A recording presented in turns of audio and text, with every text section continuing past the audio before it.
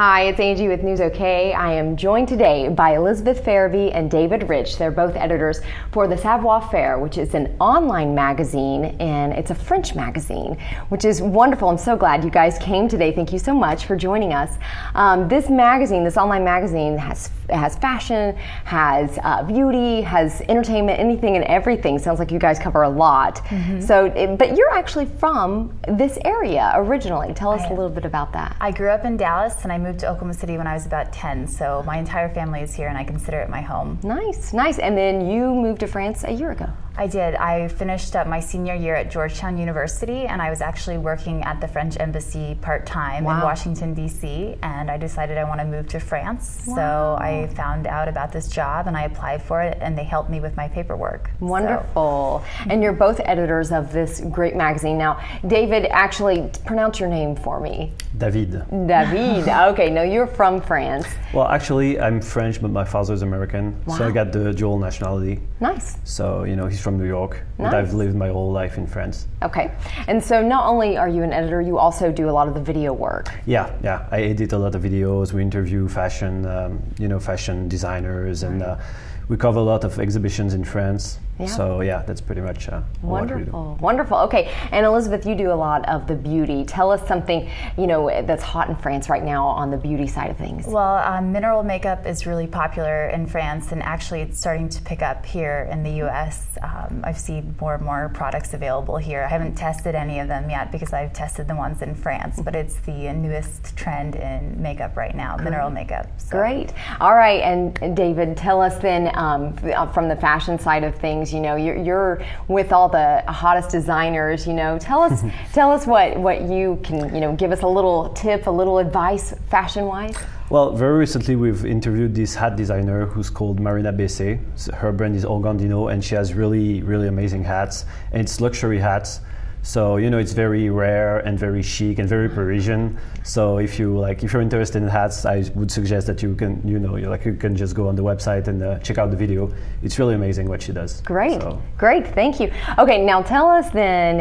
You obviously are from here and you're in France now. Tell us the big change or the what you've noticed differences in fashion from America to France. Okay, well, I think sometimes trends come from Europe and come to the United States later, and other times it's the reverse. I can give you the example of skinny jeans. When I left for France a year ago, they were very popular in the United States, and when I came to France, they were just starting to wear them.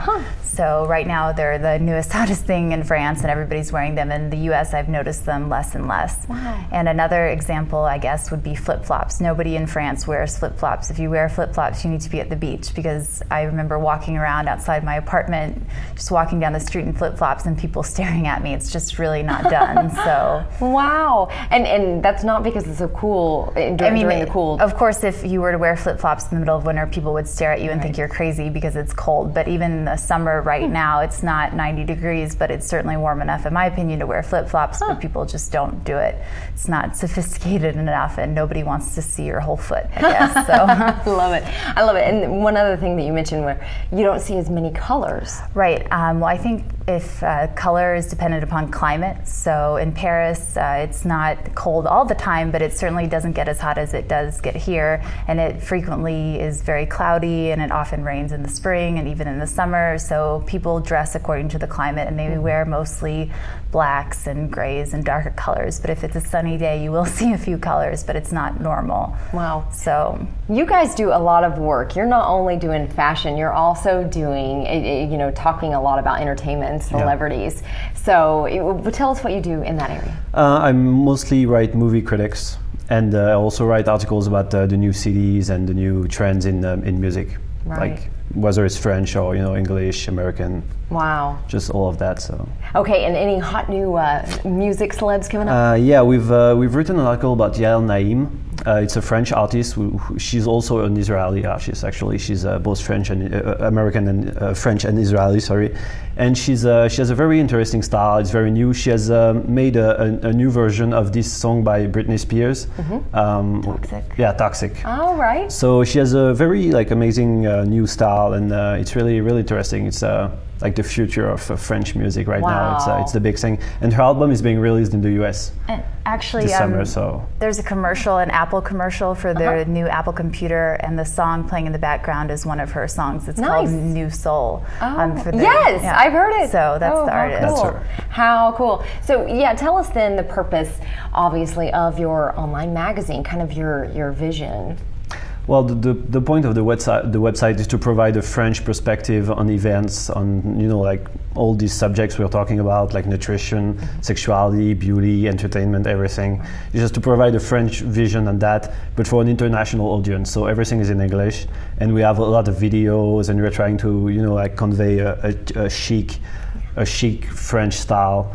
And it's very. I mean, a lot of American people are really interested in what's going on in Paris with the fashion shows and everything. And we have a very specific style, like clothing style there. And so that's pretty much what we do for the Savoir Faire. Do you have anything to add? We really try and take advantage of our location in Paris to provide content that wouldn't be available to anyone anywhere else. So we are trying to interview new designers, like for instance this hat designer. She does have stores available in New York and California, but she's not well known yet. So we're trying to really take advantage of Paris and find people who we think are going to become interesting later on. Right. And we go to a lot of fashion exhibitions in Paris, and we try and provide photos of those and information about them for people to see. So wow, that is wonderful. It sounds like you guys are doing a great job. You're very busy, but you're covering a lot of things that obviously there's a need out there. People are interested. So thank you so much, and tell us again the website. It's thesavoirfaire.com. Okay, and spell it for us. THE Savoir Faire, like the expression .com. That's perfect. Well, thank you, David, and thank you, Elizabeth. Thank you very much.